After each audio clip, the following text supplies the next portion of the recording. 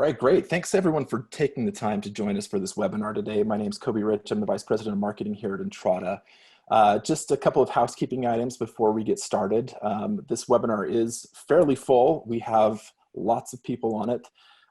We would like to get to everyone's questions, but we have a ton of data to share today. But as we are going through these data points, if you have any questions, feel free to chat them into the Q&A section, and we will get to them after the webinar. Everyone will be muted on this webinar, but we want as much participation as possible. We'll follow up shortly after the webinar with any answers to the questions that you may have. We've been working tirelessly over the last couple of days, a few sleepless nights trying to pull this data together, but we're really pleased to share our findings thus far through this pandemic and the changes that we've seen for our clients. So with that said, I'm going to turn the time over to Chase Harrington and Virginia Love to share and talk through these data points with us. Virginia? Great. Thanks, Kobe. Thanks, everybody. And again, Kobe just said how many people at Entrada have been working late in the night, early in the morning to get this data together. So we certainly appreciate everyone. We know that this is something timely that all of our clients and customers are really looking forward to having. And we do want to thank you again for joining us. You know, if you attended the webinar on payment solutions on March the 27th, we discussed that we'd be sharing some data with you once Rent Week had occurred. And so many of you reached out to your Entrada RVP or the Entrada customer success and support. And we thank you again. We're here to help you and to support you and help you put some solutions together that are going to support your business. I'm very honored today to have Entrada's President and COO, Chase Harrington, with me to present the findings. Chase is going to take it from here and go through the information about payments. Then toward the end, he'll pass it back to me and I'll touch base on some of the operational items, such as packages, maintenance requests, and some leads and leasing information. So with that, Chase, I'm going to pass the slides to you. Awesome. Thanks so much, Virginia. We're excited to be here, like Virginia said. We have a lot of data to share. So we're going to move really quickly because we've got quite a few slides, a lot of data. As we start with this, what we want to make sure everyone understands is we're doing our best to gather this data as fast as we can and as accurately as we can, as well as normalizing the data. So a lot of these slides, we've tried to normalize data to make sure that we're really truly showing a trend and not just kind of volume increases or decreases. So we'll explain that with every slide. We've also been able to get down to a regional level on some. So you'll see a state map with what we're seeing on a state by state level basis. Just as a disclaimer here, what we want to make sure is that everyone understands that it's still early in April, right? And so we're only have the data through this first week of April. We're going to be updating this every single week so that you can kind of see as the trend progresses. What we don't want is any of the trends to be too alarming because we are early, like I said, in April with the data. Where we can, we've tried to extrapolate what we expect to occur in April from the data sets, but we will see more and more accurate data as we do this every week and we start to see those trends. So with that, we're going to jump right in and we're going to start with, I think, one of the biggest things everyone is asking about, which is rent payments and how is Rent Week going. We were fortunate to participate with NMHC in their press release this morning about what they're seeing nationwide. They utilized our data and that aggregated data set. What we're really excited to tell all of you as customers is our customers are outperforming the nation on rent collected. We're really excited. So we've got some really good news as we go through this. So the first thing that we're looking at is rent paid. We're going to go through two different stats that we felt like were critical to get a good grasp on what's occurring with rent payments. So we did break out student and conventional as you see here. One of the things is these first two top numbers, so student at 81.49% and conventional at 83.38%. This percentage is the number of units who made a payment in April so far. So 81% of, almost 82% of the student properties have made a payment and 83% of the conventional. Again, that's on a unit, right? So we normalize that across units that made a payment. The bottom two numbers is on actual revenue, so where true delinquency is. So from rent posted to how much rent has been collected at this point, what the delinquency numbers are. You'll see below them, we're comparing both of those to last month. So we do see that students seen a little bit higher delinquency rate compared to this time last month, while conventional is really not seeing a very large depression of that, right? From 12% to 15% by April 7th, right? This does, there was Elaine DeLude just asked, does this include partial payments or payment agreements? So the top number does include payment agreements and partial payments. The bottom number is actual revenue. And that's why we did these two numbers, right? So the top one is if any sort of payment was made on the unit, then we counted that that unit had made a payment, and that would increase the percentage. The bottom number is actual revenue. So what was the billed revenue versus the collected revenue? So a true delinquency. We did not do this off of your normal late rent days or anything like that. We just did it off of posted rent versus collected rent and what that delinquency is. To Elaine's point, I will mention, we're gonna get to repayment agreements, and we think that these numbers are gonna fluctuate quite a bit off of what's occurring. And so we will see, we'll see these numbers, we think, over the next week increase, because we haven't seen a ton of payment agreements actually put into the system yet. We know you guys are negotiating them, you're figuring out how to do them. And as those start to get entered into the system, we will see, we think, a lot of movement on this. So this is for student properties, that top number of units that made rent payments. So this is by region, so you can really start to break down what we're seeing in the different states. Sometimes in these regional maps, you're gonna see states that are blank. That's either because we had limited or no data within that state and we didn't feel that it was pertinent. So we tried to normalize the data to remove some of that. Holistically, what you can see here is across the nation, it's fairly consistent. Some of the areas that were more impacted, like a Vegas, you can see where probably those that have a higher service industry, where there may be more layoffs and things like that, may be more impacted. But this breaks it down by state, like I said, and it's that top number. So it's the percent of units that paid rent by April 7th on student properties specifically here. Now we jump to conventional properties. So you can see the average for the conventional properties. The shading is a gradient showing the higher percentages, and the lighter it gets, the lower percentage of collected rent. Some of the really pertinent things that we thought were interesting were some of the states like California, Texas, New York, where we are seeing more impacts of COVID, their numbers aren't dramatically different.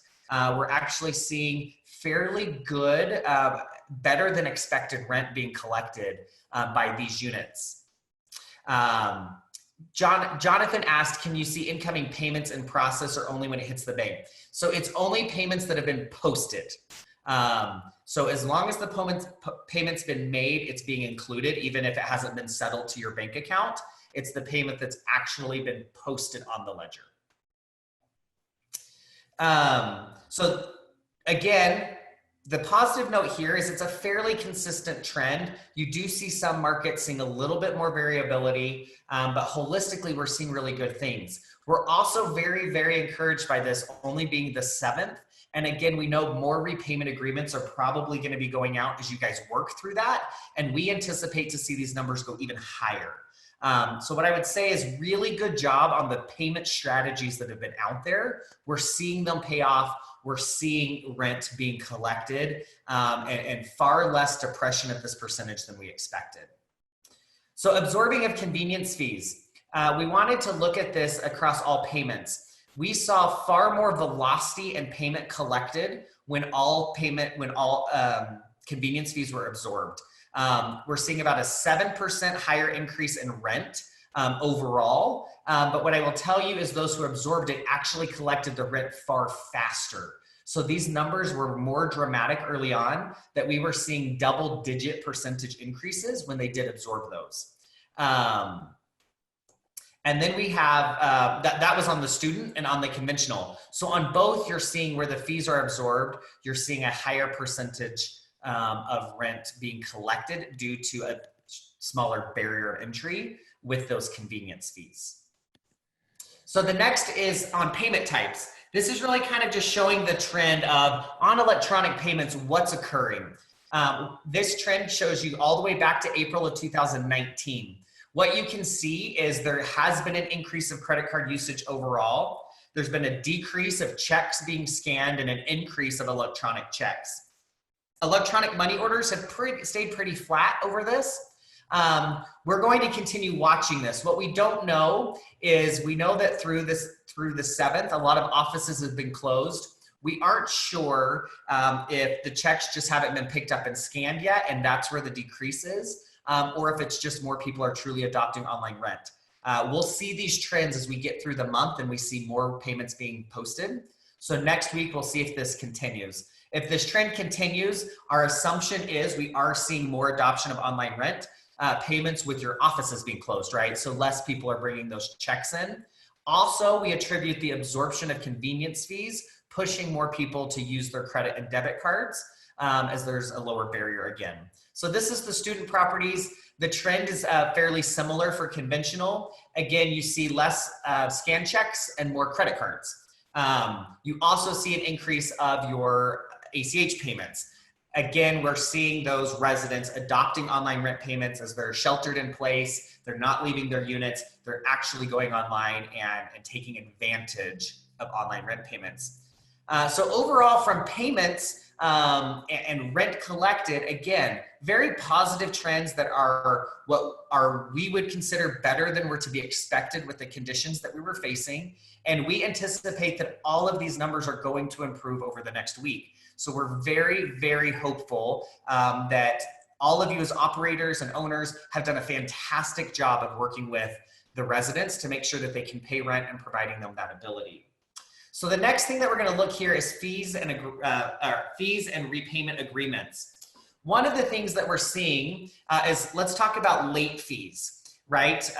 We did not take into account on all of those online rent payments from a traditional delinquency perspective. We didn't take your late day as delinquency. We really just took it up until that date, have people paid for that delinquency rate, because what we're seeing here is the late fees that are being posted, right? No one's posting late fees. We've seen over $1 million less in late fees posted, as well as late fees being waived. So you combine the two where they haven't been posted and they've been waived, and we're seeing a significant decrease in this, right? As you guys are working with everyone, we're seeing those being waived or not being posted at all. We also attribute this to the higher rent collected, right? And that percentage of rent being collected being higher than expected, because it's obvious that you guys are working with them and not penalizing them. And it's also where we anticipate to see more rents come in throughout the rest of the month. We haven't seen those stimulus checks and or unemployment checks, unfortunately, where there is that issue occurring, come in yet for some of those residents. So we do still anticipate that as those additional support mechanisms kick into place in the nation, that we'll continue to see the rent collected go up. Here's a percent change in late fees by state. So you can see, Texas as an example, 64% less late fees were posted. You can see Arkansas 100%.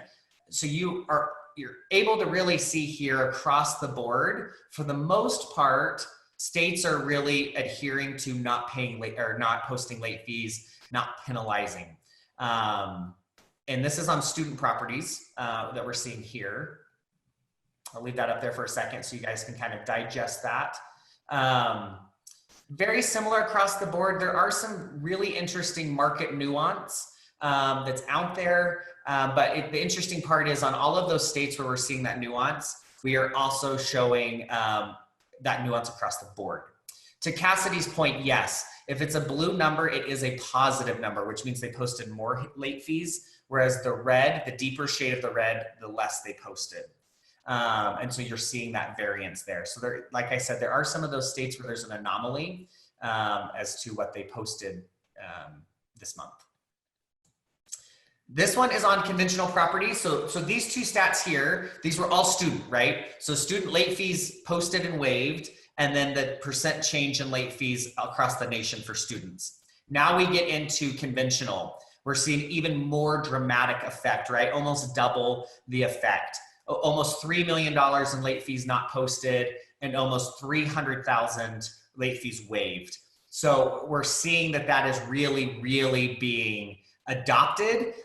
You look at this trend line, dramatic from the rest of the year as to what's being posted and what's being adopted. So again, we really think this is attributing that your payment strategies are working and you're collecting rent. You're working with those residents and it is working. We're seeing it in these numbers. Here's that across the nation. So you see conventional, more consistent across the nation with the decrease of late fees posted. You're seeing very interesting, we find that it ties very heavily to the COVID impact, as well as where some of those executive orders have been put in place around this. So New York seeing 97% decrease, almost all late fees, right? There's a few anomalies that aren't doing it. Same with Nevada. So you're just seeing some of those trends, what we feel like really match the COVID trend within those states and the response from multifamily to that.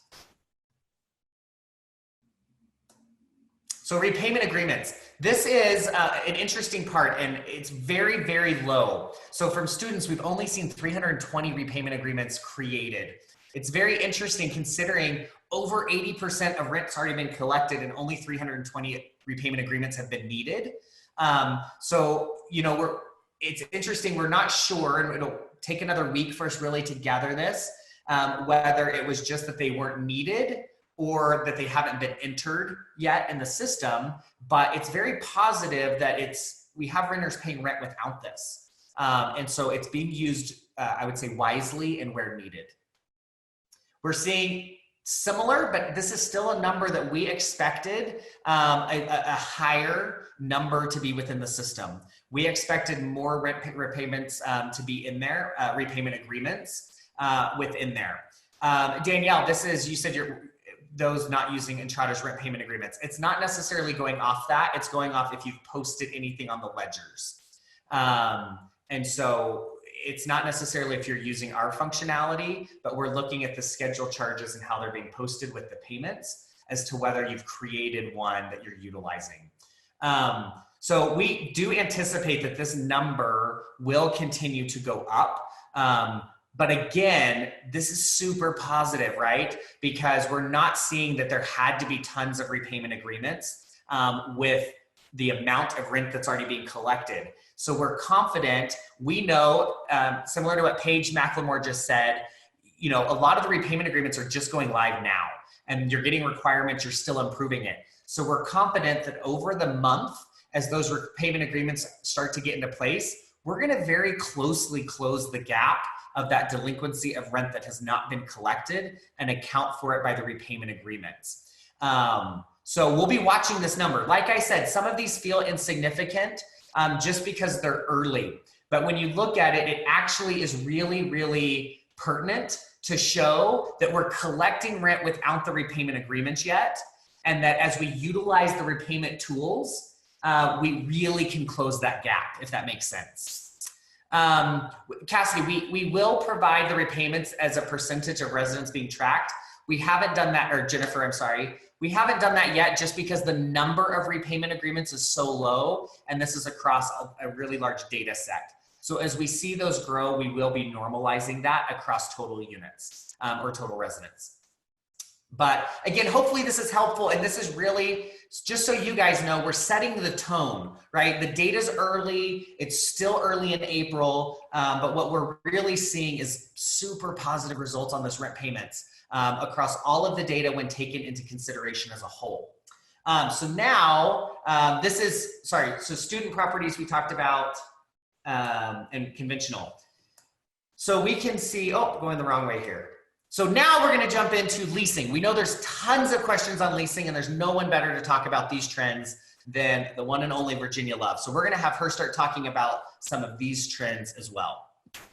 Thank you, Chase. I do think that payment information is absolutely priceless. And I'm watching some of the chats coming in and some of what everyone's doing and what they put in place. So it'll be really interesting to see what happens over the coming weeks. And I think we have a really solid baseline that we'll be able to watch the trends and really help clients to determine the best way, the best way to pivot if needed in the middle of this crisis. So let's talk about leads.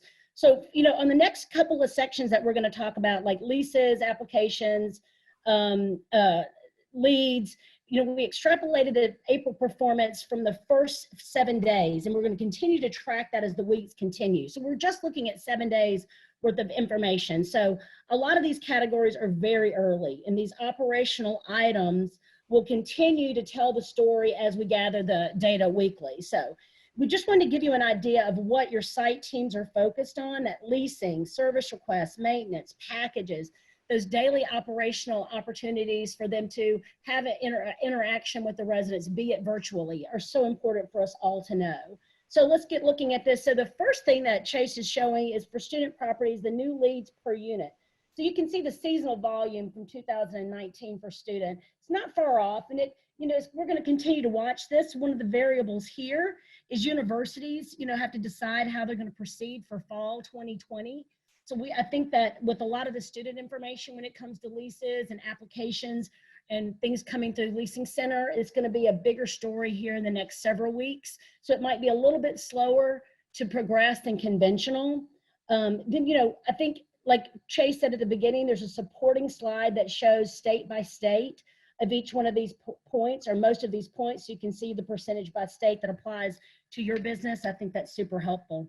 One of the things here, Virginia, that I think is important to mention, on this previous slide, Jennifer, to your question about the percent of repayment agreements as to total units, this data, all of our leasing data is normalized. So what we did was we took the total number of new leads divided by total units, which normalizes the lead count across unit counts to really normalize these trends.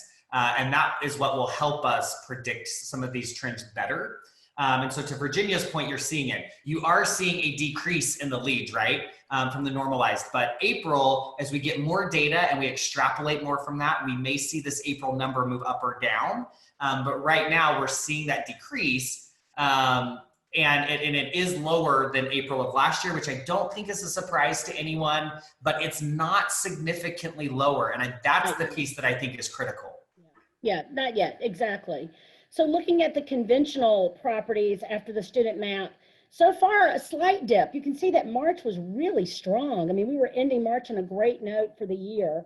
That small dip, but we're going to continue to tell this story as the data is gathered week over week. That 0.4 is, again, just 7 days in April. So again, over the next couple of weeks, we'll be able to show a much better story and give you a fuller picture. Looking at the percentage of change in leads on the map, you can see I'm in Georgia, down 17%.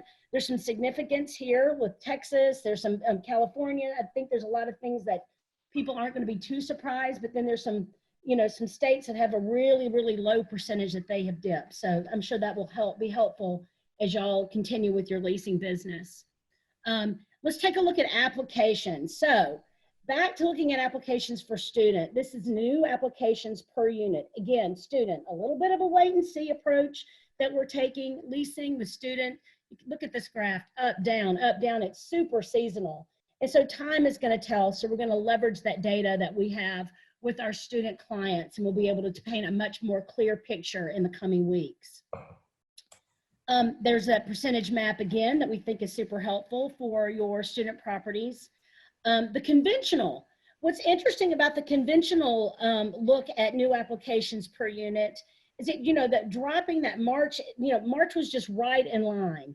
A little bit of a dip so far for April. Again, only 7 days, so we'll continue to watch for April 2020. But we are seeing folks filling out applications. We are watching it very closely and helping our clients determine the best way to move forward and come up with these new ways to lease, so your leasing consultants and specialists can close those prospects and get some people moved into the property, even though business is a little unusual. Also on the map, the percentage of change in new applications started per unit for conventional. Again, broken down by state. There's some swings here that I think are pretty interesting that I'll let everybody go and take a look at. But one thing that we'll be able to tell over the next several weeks is how these percentages are going to change. And so we'll be able to track it closer to by region, by state, and you will be able to take a look at the states that your properties are in and how your business is affected and where you can come up with some KPIs and benchmark your performance. So a little early on that data. So on the next slide, we're talking about resident screenings. Now, where there is leasing, and there is leasing, screening needs to be put in place as you have it now. We know this is a super important item to track. So if you're thinking about making any changes to what your screening requirements are or your processes, make sure you're leaning on your Entrata support group and your support person so we can help you figure out what the best way it is to move forward. We've gotten a lot of questions about what if we did this and what if we did that. We'd be more than happy to answer those questions when you give your contact a call. So the screenings per unit per student, back one slide, Chase, if you don't mind, I'm sorry. That's okay. You can see that the student population screenings are up. They're lower rate, but it's not terrible. We were doing pretty well in February. Again, super seasonal, right, Chase, when it comes to student, up, down, up, down. We need to watch this, look at the trends, see how everything is progressing. And I think that we'll continue to see that students going to paint a really interesting story. The conventional, I keep saying this, but I'm trying to set a baseline. It's a little early to tell. Sorry, Virginia, real quick. We've got the national map for student as well. So you can see it. The interesting part is there are still some states that are having some, that they're seeing, they are seeing some increase about, with their screening. So that's where it has fluctuated. And this is why we feel that this map is so important as we continue to watch this data, is because some states are having some very different impacts, right? And the lead flows are. I think the critical, as we go through these, the critical piece to look at is, it's the downward effect of the funnel of your leasing, right? And we're seeing it at the top first, and we're seeing it trickle down to the bottom. But the trends are not, we haven't seen a swing yet, right? But they're moving. And so that's really the point of this, and what we're watching is how far is it going to move as we get week by week, because we are so early in April, we still just don't know if this goes till June, July, what are those impacts? And this will be critical in helping with that.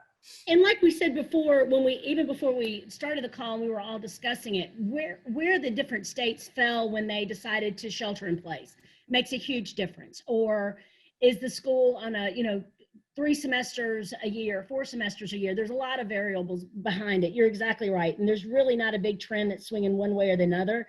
But I think over the next couple of weeks, those will be able to stand out a little bit better for us. So thanks for that.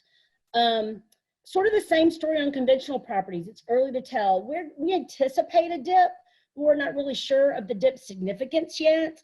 As you can see on the slide and on the map of the state, we were plugging right along for March before everything started. So we'll continue to watch. That state map really shows that those percentage change in screenings per unit, where the states and where the areas are that are, have leasing that are in place, and that business is moving forward. So we hope to see more of that trend as things sort of level out.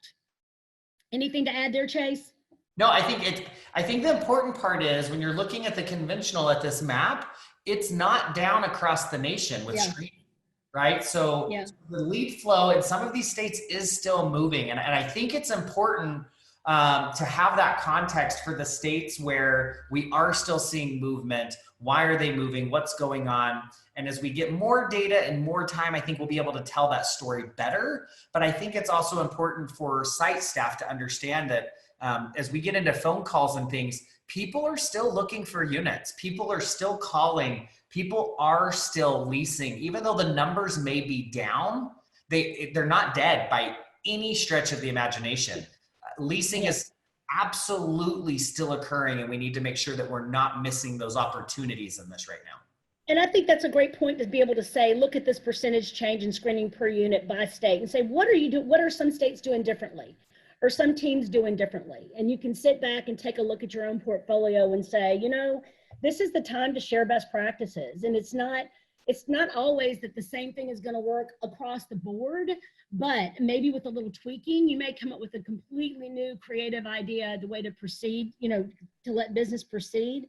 You know, when you take a look at, on the next slide, when we take a look at leases, you know, clients have gotten super creative, and it's something that we talk about. We have a call every morning, a leadership call about COVID-19. And it's one thing that we share is how creative our clients have become with, you know, with having business like virtual leasing.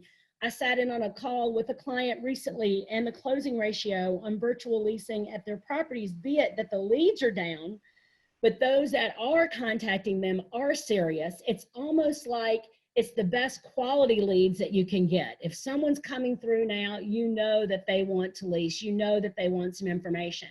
And they're closing on virtual tours with 65, 70%. So all of those things are working to your benefit. Any type of video, we talked about this when we did the session back on the 25th about using your, you know, something even as organic as just videos with an iPhone are going to be hugely beneficial when you're trying to stay ahead of the competition. So that creativity is paying off for those responding quickly and compassionately to leads. Staying on the CRM and looking at your leads and watching that from a regional perspective or a portfolio perspective is key. So looking at the student properties, these leads generated per unit, and leases, I'm sorry, thank you, Chase. Leases generated per unit and leases approved per unit. The total leases per unit generated on a monthly basis is what we're looking at here. Students down, again, something to watch and compare to 2019 down the road as the weeks continue to progress. It's going to tell a really interesting story. And then we have that same slide that shows the percentage change in leases generated per unit by state.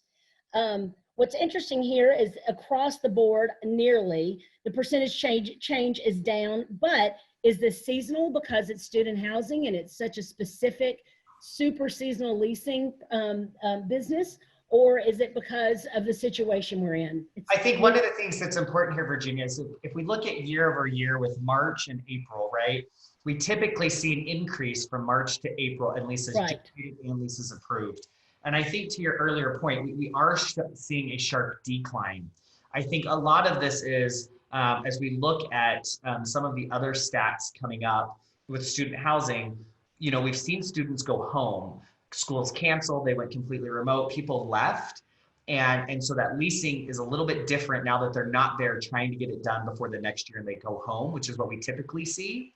So we anticipate that this probably will start to come back up, but we also are looking at, you know, they might just be holding because they don't know what the future of COVID holds. So they don't want to sign a lease for next year, not knowing what does next year look like for the university. And am I going to move back, you know, where most of these kids might have stayed through the summer at the universities and within those states, and they chose to pick up and go home now, you know, they may not just be thinking about leases. And so to me, this is somewhat to be anticipated. I would say it is fairly sharp, right? We are seeing that pre-leasing velocity is just not there comparatively to last year for a student, but we are hopeful that it's still early and that we may see that turn, that as the news and the media, it looks as though we're hitting the peaks and starting to see the light at the end of the tunnel, that we may see this trend reverse relatively quickly when students have to start thinking about next year again. Yeah, and I think a big takeaway for me is for those that are in the student housing space, I mean, do not let your eye off the ball, because as these different universities and colleges come back and make decisions on how to proceed for fall 2020, that is going to be a huge indicator to what you could expect as far as leads, right, Chase? I mean, that's going to tell you, okay, right now nothing's going on, but this can change on a dime. And I know from speaking to a couple of our clients that are in the student space, they have, you know, that not everybody went home. I mean, if you've been off to college for a couple of years, the idea of going home and staying with your parents might not be super attractive. So we'll see when we're looking at service requests and packages that there's still, you know, there's still folks on the site level, but Chase is 100% right. I mean, the unknown here is unlike conventional in every possible way. Devin Merrill did ask, are these just new releases and renewal or just new leases? These are just new leases. We haven't been able to pull renewal data yet. We're working on that, which will give the true total pre-leasing velocity, right, for student. But this is just new leases comparatively, but it's also comparatively year over year. So how many new leases per unit last year in March and April to this year. So it is normalized, but to your point, Devin, it does not include renewals. And then looking at the conventional properties, the leases generated per unit, leases approved per unit, again, total leases per unit generated on a monthly basis. You know, we're seeing a decrease. The significance is going to continue to show as the week progresses, but you can see that we were just coming into, as we were coming into March, we're a little bit down from where we were last year. And, you know, I think the story here is going to be, what is in place for leasing, and how are you managing your virtual tours and your managing CRM, and what is the closing ratio looking now that you have sort of these new processes in place. And I think more importantly, everything that you're doing on a site level can move this needle. So making sure that you are taking the leads, and we're making sure our team know that the leads are how important they are, and they're practicing social distancing, and they're delivering that service and delivering those virtual tours is going to make a huge difference. And then the percentage change in leases generated per unit for conventional by state. Any feedback here, Chase? One of the things that I would say with conventional that we're watching is we think that there's a little bit of a shock and awe effect, right? Everyone is shocked as to what's happening with COVID, and we think that they're holding. What will be interesting is as the regulation begins to lighten up, that's really going to be the telling point of, are we going to get back to our normal high leasing season of the summer? Are people still holding to see what the fall brings? And so I really think this data is early, right? It could still take a sharp turn upward as we see regulation begin to be lifted and people start to go back to work, but we just don't know, right? We don't know if they're going to hold in that, I don't want to make another decision right now. And so that's why we'll be adding renewals to this to see if we're seeing more people renewing, if that's, occurring or not. And so we'll be watching that. And again, that's why this data is early. We wanted to share it. We don't want to do it to cause alarm, but we do think week over week, it's really going to start telling a story we can all start talking about. So we wanted to get ahead of it so you guys can see the trends as this comes in. It's great to have a baseline too, when you're going into something like this, because then as that story builds every week, I mean, then you really have some great information to go back to your owners, the folks that everyone is reporting to and saying, here, this is what it was doing. This is what the trend is doing. This is what we're seeing in this state, that state. Like to Chase's point, it's super valuable, and we'll continue to watch. And I think your point about a shock and awe effect, so much of the media right now is about, what's going on with rent, what's going on with mortgages, housing, jobs. A lot of things are coming into place. So we know that we are dealing with, a lot of it's just perception of what everyone thinks is going to happen. So relying on data is going to be more important than ever. So let's talk about some call volume. So the next slides are looking at clients that are utilizing Entrata Leasing Center. And just a note, kudos to Entrata Leasing Center. They are all working from home. Not a small undertaking, right, Chase? No, it was not a small undertaking. And we were able to transition the entire call center within about 48 hours to all work from home. Luckily, we were really ahead of the curve, and we saw zero decrease in service levels in doing that, with what you can see on this graph being a dramatic increase in total call volume. Yeah, huge dramatic increase in call volume. I mean, gosh, just the best looking graph, I think, of the stack, to be honest with you. But we know there's been about a 200% increase in resident calls, but there's just a very small, like a 2% decrease in lead calls. So March was really big. So those calls, as we continue to look at this data, we want to add things like chat and emails to the future as a lead channel. So we'll be able to provide more information there. Taking a look at the student properties, the lead and resident phone call percentages of total calls in both student and conventional show that the lead versus resident calls, again, leads are slightly down, residents calls are up. We're going to continue to watch both of these, we know that residents are probably calling the leasing office and calling the leasing center. You know, they're searching for answers, looking for people to talk to, have a million questions, even though y'all are all using Message Center to communicate with them and are doing a great job at that. We just want to make sure that we're watching and making sure that, you know, we're offering through Leasing Center that we have the best opportunity to get to that information and provide you with those notes and those specifics and really good pre-qualifying of those leads for your team. So Virginia, Marty Burrows and Jared Miller asked, is this driven by clients adding Leasing Center, or is it same store? This is same store. Same store. This is literally an increase in volume of the same units. And I think that Marty and Jared, to your points of is it same store, this is huge, right? What we're seeing, if you look at this percent of resident calls versus lead calls, the leads are still calling. Yes. Right? We cannot miss that opportunity. The leads are still interested. They're not coming in, but we are most definitely still seeing lead phone calls. And if you look at the decrease in the number of leads, but yet the spike in the phone calls, that means that there is still that interest out there. And I think that we have to focus on that and really not forget it, right? That residents are calling. Now, we do attribute this that a lot of the offices are closed or may not be answering their phones as much, right? And so rollover phone calls and some of those things are increasing, or some of the stores may just be allowing the phones to roll over because they're dealing with other things. But when we still look at total call volume, that's a rounding error in comparison to this call volume. This surpasses peak leasing season last summer, guys. I mean, this is crazy. And really tells a story when I look at these resident and leasing calls. Also considering resident calls are going up, and I think we're going to continue to see that go up. Now student, we saw it drop, right? Which makes sense. They've left, they're going home. So we're seeing more lead calls, but less student. But when you remove those student calls and we're still getting the same lead calls, right, guys? That means they're still calling. They're still interested. They're still reaching out. You look at conventional, there has been a dip in the percentage of lead phone calls only because we're seeing more resident phone calls, right? But if you normalize that, it's really pretty flat, right? We saw increase of residents, but we still saw the same volume of lead.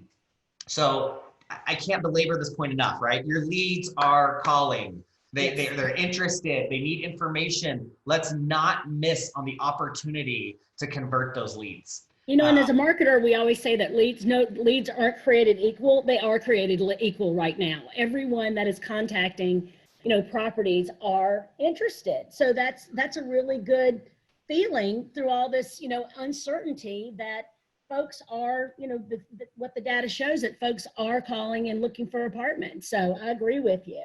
And I'll say this, even though we're not reporting chat right now, you know, guys, if you're on Prospect Portal, get chat on. If you have people in your leasing office, we talked about this 2 weeks ago on the call. That was a great tip that we had heard from other clients, that now that you have folks that are in your leasing office or people that you have a skeleton crew in the office, maybe some people are working from home, they can get on those chat leads convert quick. So, and we'll start reporting some of that information as well. And then just sort of the last section that we kind of wanted to go over, again, really starting with the baseline here, guys, is some of those operational items, things that frontline everything that I read on social media about our industry. Probably half of the stories are about maintenance, about service teams. They have that big responsibility, that large responsibility of going into people's homes, being careful. And we do know that many clients are only responding to emergency requests at this time. So that makes the data a little bit different. But with everybody home, and there was a great piece in the Today Show yesterday about this with Hoda and Jenna, about everybody is home now. I said the other day, I had never emptied my dishwasher. I live by myself. I've never emptied my dishwasher so much in my life. I feel like it's Christmas and Thanksgiving every single day because we're all at home, we're all cooking, we're all washing, we're all, you know, using all these things that are in your apartment. So we know that while you're only having your service teams do emergency maintenance, those tickets are going to continue to increase as the weeks to come. So looking at the maintenance request, again, in the student, a lot of this, there's a big drop. Again, a percentage of the people are, have gone home. Dennis Smiley just sent a chat in, and he's 100% right. We talked about this on a call I had with him this week and last week. ACs, I'm in Atlanta today at 65. Yesterday it was 84. Those AC calls are coming. Get those filters ready. Have them available for people to pick up using social distancing, of course. But get ready in those warmer states. We're about to feel it big time. And then looking at conventional properties, it's down a tiny bit. Again, we're only, what we've been doing this for 4 weeks, really. We've only been sheltered in place for about 2 weeks, so we're super early. Not much of a change considering that most everybody has moved to emergency maintenance only, but we'll continue to provide you with that data so you have a way that you can go back and report on how your site teams are, reacting. Let's take a look at packages. These are based on clients that are using Entrata Parcel Alert. On the student, again, big fat drop. Their largest percentage no longer, they're not on the property, they're not living near the property, not on campus, so no big surprise there.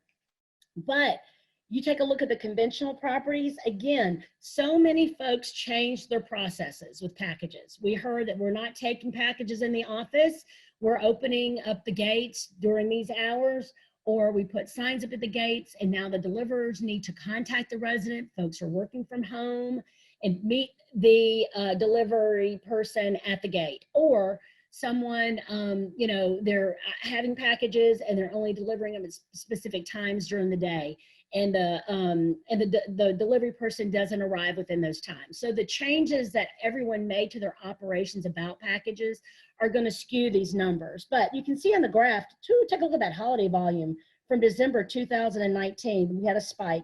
Right now we're remaining about the same. We're going to continue to track this, those operations decisions that you made in your processes. And I think also with the news being out there about, is there enough people to work at Amazon? What does the safety of a delivery person look like? I know I went from just bringing the box in my house and opening it up to sitting it outside in the sun for 2 days. So this is an ever-changing topic. So we'll continue to watch packages so we can report back on that volume. Yeah, so I think this data, to your point, Virginia, is still early. We're seeing the uptick, but I highly expect that we're going to see this go up.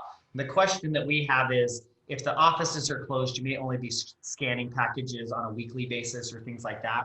So we'll see some of those trends and see if this volume jumps when we do this again next week.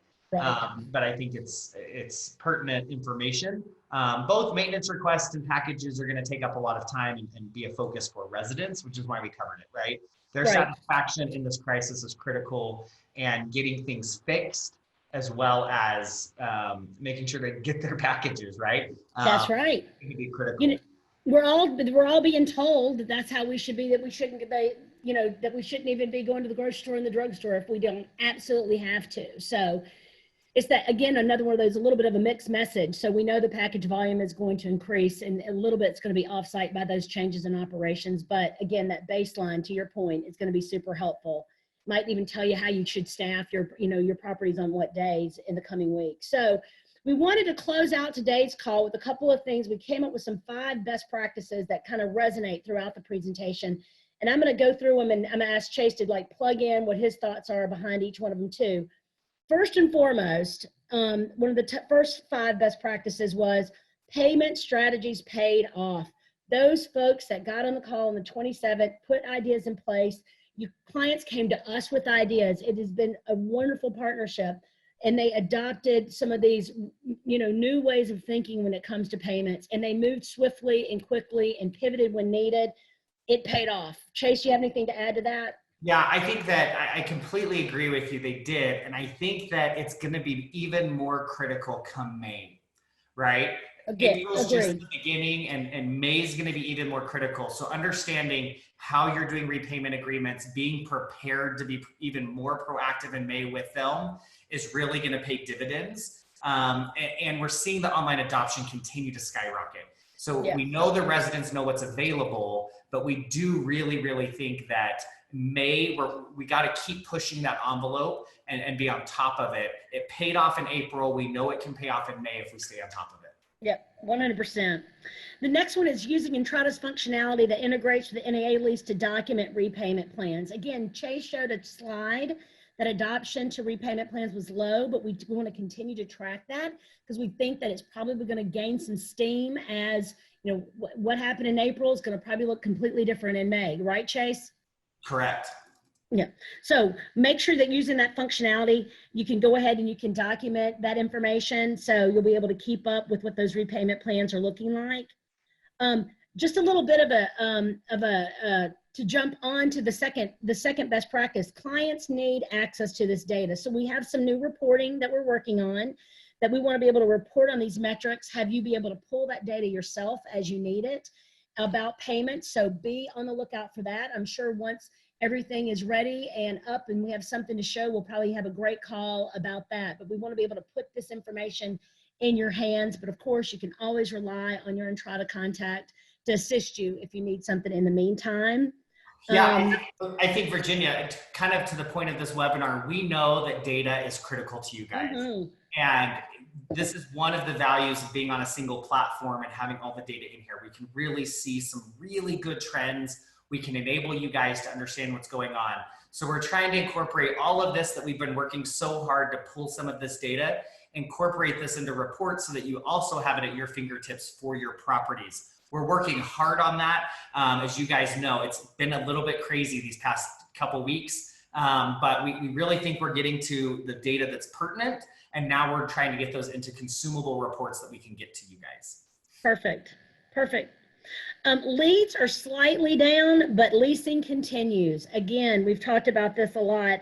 Virtual tours, staying on those leads, watching CRM, celebrating your leasing team's efforts, so important right now. You know, we are an essential business and we're very thankful that we're an essential business. So making sure that those site teams know that they are appreciated and what the work that they're doing is super important and they're taking every precaution in their daily business, their daily activities, but making sure that they're focusing on leasing. And it's interesting because I think what we're going to see is that when you look at sort of the new hire dates of a lot of the folks that we have on sites now, they didn't experience the recession of 2008 like a lot of us did.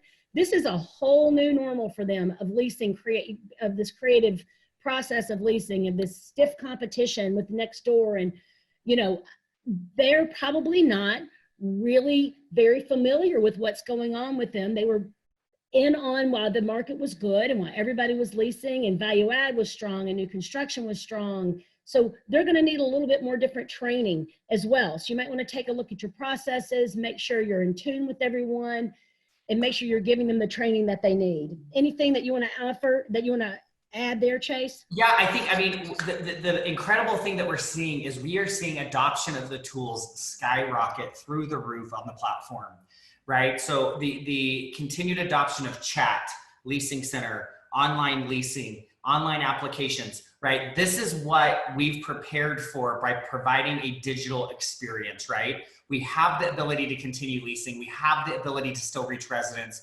We have the ability to communicate with them digitally so that we can continue keeping things moving forward. And you guys are, to Virginia's point, getting really creative. You're using the tools well. And I love the point that even though leads are down, we are still leasing, right? It's continuing. It's critical that we do, and more critical than ever that we're on top of those leads. Utilize the lead management tool to make sure that you're contacting them. A day doesn't go by that we aren't reaching out to a lead who's expressing interest, because each one of those is gold. And so I encourage you to kind of go look at some of those things within your organization to make sure that you're maximizing the tool so that you can maximize the return on these leads. Because they're still there, right? Even though we see this depression, they are still there. And we're still seeing them move through the pipeline. It might be a little bit slower, it might be a little bit lower, but they are moving through the platform and leasing is continuing. So, and much like students, things can change on a dime. So you want, and I think a lot of people are looking for down the road. They're like, well, you know what, if it stays like this another month, another 2 months, I still have to move in July. I still have to move in August. So I've got to be in front of this. And then they know that everybody else had been putting it off are going to also be out in the market. So I think a lot of folks are playing that game. And it's interesting because I talked to one client last week that said, we've been putting off going paperless. We really haven't been focused on using our our leasing tablets and all of that. And they're like, now is that they've been forced, to utilize all those programs that they have. They're like, why didn't we do this sooner? But it makes such a huge difference in their business. So last but not least, total call volume is up. Make sure you're focusing on your service levels, on your customer engagement, not just the leads. Our next webinar we have is going to be Tuesday on the 14th. We're going to have a virtual panel. We're going to have panelists from Rangewater, from Peak Campus, and from Greystar. We're going to have a topic on social distancing customer engagement ideas. So look for that. That'll probably come out either later today or in the morning. It'll be a great session to have your site team sign up on and say, each of them are going to come to the table with 4 to 5 ideas that we're going to be able to share examples and some marketing pieces with them, with everyone that attends. So we want to make sure that we're keeping those site level associates that are so extremely important. We want to make sure that we're giving them some content and some training and some ideas that they can really use and generate. So renewals are going to continue, referrals are going to continue, knowing how, knowing that you're serving your clients now well, your residents, that's going to pay off in the end with the renewals, with the referrals. I mean, even with ratings and reviews down the road, we know when everything comes back to the new normal, people are going to remember how they were treated, how everyone communicated, and what their experiences was like during this sort of really weird time. Don't you agree, Chase? Completely. Yeah. Awesome. One thing I'd add is there was a question from Christy about commercial. I failed to mention it. We got this data right before. We did see about a 14.77% decrease on the payments for commercial. We will start to incorporate some more of those stats. We just didn't have time to get it all in here for today, but when we go forward, we will include more of those. But to Virginia's point, I think that, hopefully you guys have enjoyed this, and we're really trying to do our best to get data that helps drive business decisions for you. We're leveraging the platform to aggregate this data both at national levels, regional levels, so that you guys can really just start to have that insight into how you're performing, how's the nation performing. And we're going to continue to do this. So we're going to continue to bring this data to you guys. Like Virginia said, in a week, we'll do this again. We'll add more data to it. So we'll see some of these data points move. We'll see what's moved, what hasn't moved, so that you guys can watch those trends as they develop in real time. We are so excited and thankful for all of you guys and your partnerships. It's in times like these that we all come together, and we know that we're stronger together. So we thank you guys for your help. I think most importantly, I just want to say thank you to all of you. You are on the front lines. We know that you guys are having to work with these residents. Your staff is on the front lines. We know how hard that is, that the safety of your employees and the residents is the topmost of your priorities. We are so impressed with the work that you guys are doing. Thank you for your efforts. Thank you for the partnership. We're in this together. Hopefully we're providing data that will help you guys and provide you good data to make good business decisions through this. We know there's a light at the end of the tunnel, and we're coming through it. We look forward to talking to you guys next week. We will have some white papers that are going to come out very shortly after this that will provide this data to you, so you can reference it, you can use it in your companies. We will make sure that those get posted on our COVID response website as we continue doing it. So we will put those on there. We'll keep them updated every week so that you can look back at that. We know this didn't include all the data. We tried our best. We tried to get as much as we could in there to answer as many questions as possible. We'll continue to refine it, but we know that great things will come from this. So we'll be excited to see you guys next week with even more data, and thank you for your time. We know it's critical in this crisis, and look forward to speaking to you again. Thanks, everybody. Bye all.